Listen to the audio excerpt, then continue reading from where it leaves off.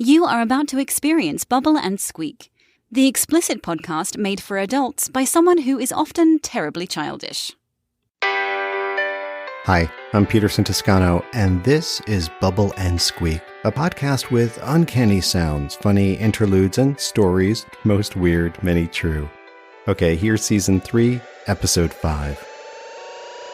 Our show today comes in 3 parts. Part 1, Biophilia, a news report from the future. Part 2, Lynn Johnson reads from her spiritual memoir, Holy Adventure. Part 3, a sound slice from a KwaZulu-Natal forest in South Africa.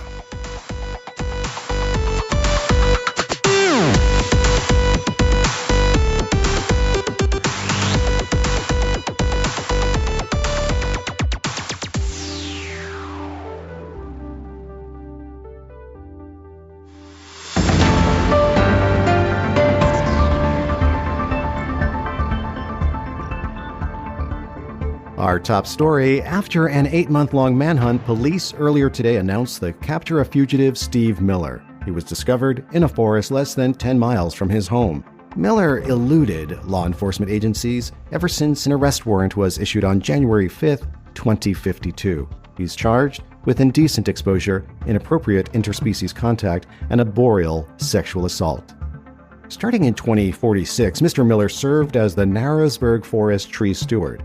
To the community, he appeared a passionate and committed tree caretaker. He even earned a coveted 5-star rating from Tree Stewards International. But 5 years into the job, things turned sinister.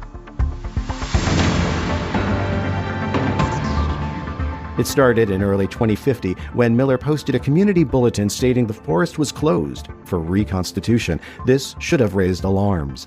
Reconstitution of the forest had already happened in 2049 and was not scheduled to happen again until 2069.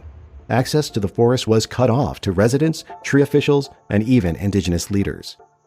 Shortly after the closure, residents near the forest noted irregularities in the tree canopy. There was a purple haze or a smoky glow, and then these bizarre noises coming from the forest. It sounded like a feral cat in a scuba suit. Mr. Miller, who has a degree in arborology, allegedly conducted unorthodox and unapproved experiments on the trees and their root systems. Psychosocial experts speculate Mr. Miller may have developed an extreme case of biophilia, a love of nature. He showed a particular obsession for trees and their underground fungal systems. The police report alleges Mr. Miller mimicked the tree's ability to tap into arboreal communication systems. He then digitally disguised himself as a young birch tree in distress, then biochemically signaled to other trees. Wearing a multisensory biosuit, Miller engaged in, quote, inappropriate behavior with the trees and the underground fungi communication networks, end quote. Tree Stewards International has over 15,000 tree stewards worldwide. Yuri Pachekov, the organization head, issued the following statement. The actions of Mr. Miller do not reflect the values of Tree Stewards International. Unfortunately, in every forest, you will occasionally get a bad apple.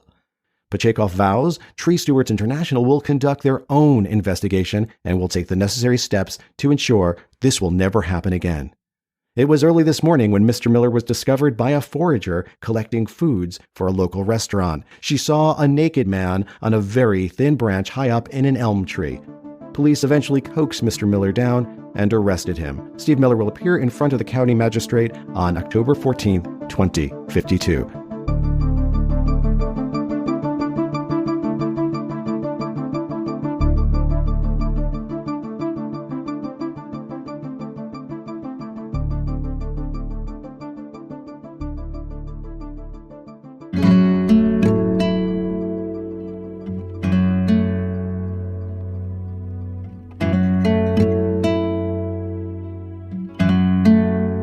This is a reading from Holy Adventure by Lynn Johnson. This is the second chapter called Holy Vision.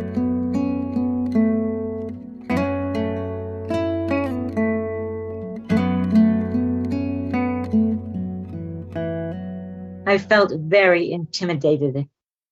I had entered a workshop where everyone was a Yale art major, and my artistic ability was quite undeveloped. My Quaker friend Paul had convinced me to go spend the day learning to draw with a man he greatly admired. Frederick Franck was a painter, sculptor, and author of many books on spirituality, including The Zen of Seeing. His work is exhibited in major museums around the world. He was a kindly-looking older man, standing in front of me, explaining that I and the 20 other participants would now learn to see. Seeing is the key to drawing, he explained. He would give us something to look at, and then we were to draw it. He walked around, placing different plants in each participant's hand. He gave me a leaf. I stared at my maple leaf as hard as I could, then started to sketch. I wasn't pleased with how it was coming out. I heard Frederick going from student to student, commenting, "Ah, lovely," and "Yes, you are seeing." Then he came to me. I waited, my face growing hot. Frederick took my pencil from me, held my hand at the wrist, and shook it. Then he put the pencil back in my hand. "Now try," he said. My impulse was to run out of the room, but I didn't want everyone watching me. Embarrassed and discouraged, I looked down at my leaf and kept trying to draw. Tears slid down my face. Frederick came back and said gently, "If you can get through this, you'll be able to see." He took the leaf out of my hand and placed a violet there instead. I looked at the little violet in my hand. Hours had passed since Frederick had harvested the plant, so it had started to wilt. Through my tears, I felt that wilt. I started to draw. Frederick came around again to look at my work. "You see the flower," he exclaimed. He took away the violet and gave me a branch with many leaves. It looked huge to me. Knowing I felt overwhelmed, he encouraged me. "Expand your vision now. Feel the sweep of the branch, the movement of the leaves, and capture that."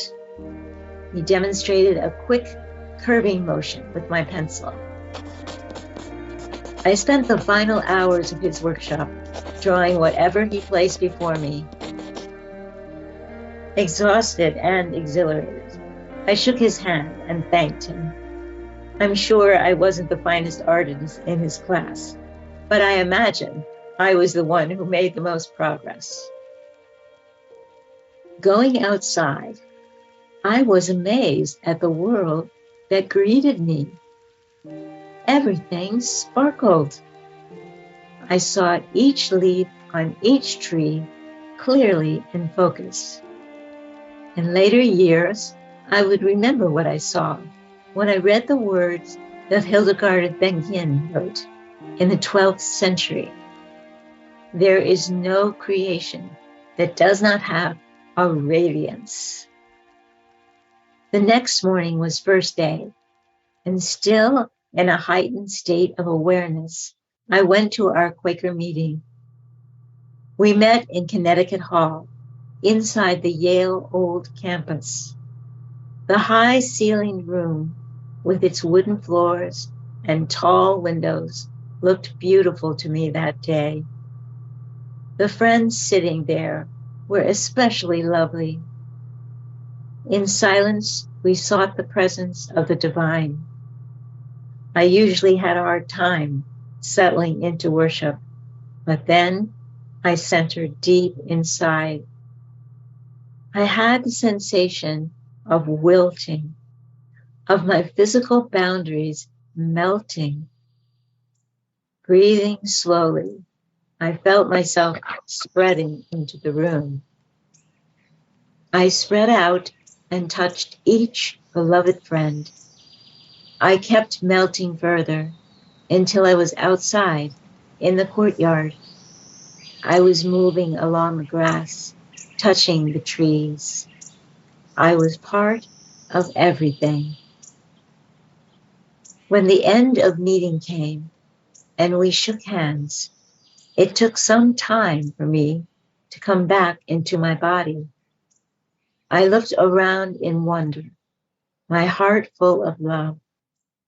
I will always remember that whole weekend and the miraculous sense of oneness I felt.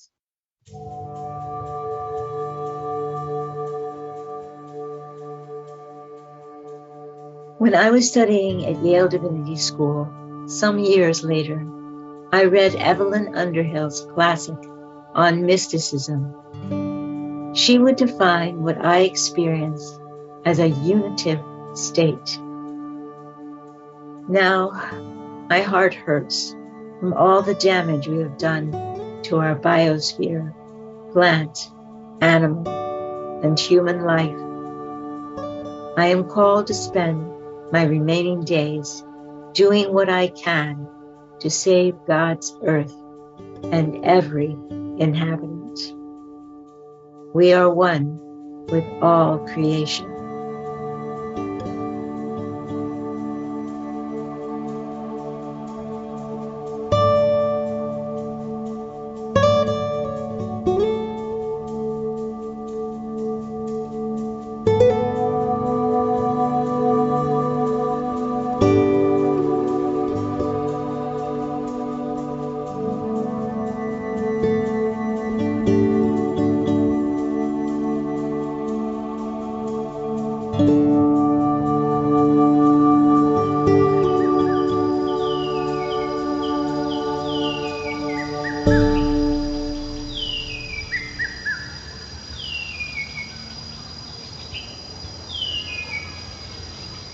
Let me set the scene for you.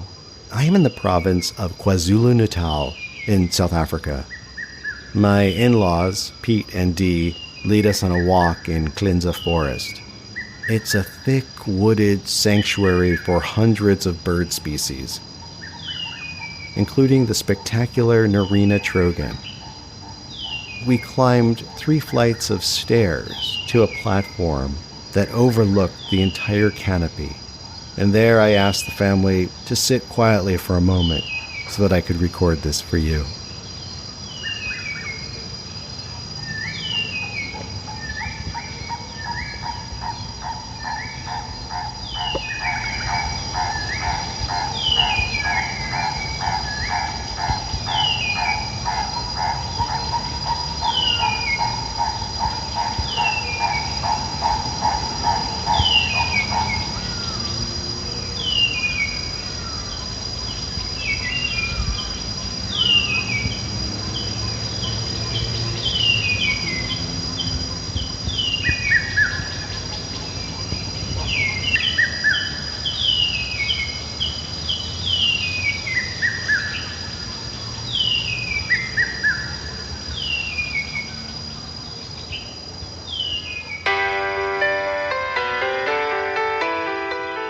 Bubble&Squeak is written and produced by me, Peterson Toscano. I mostly make this show for my own pleasure.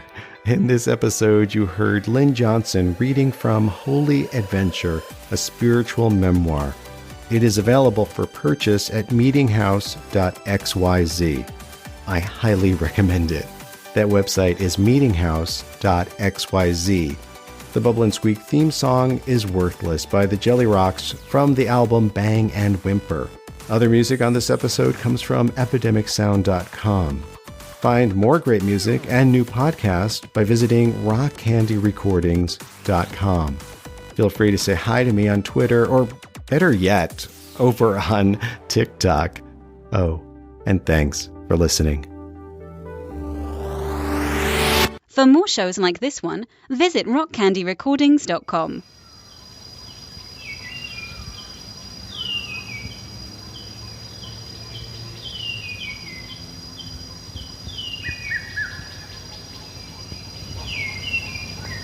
Thank you.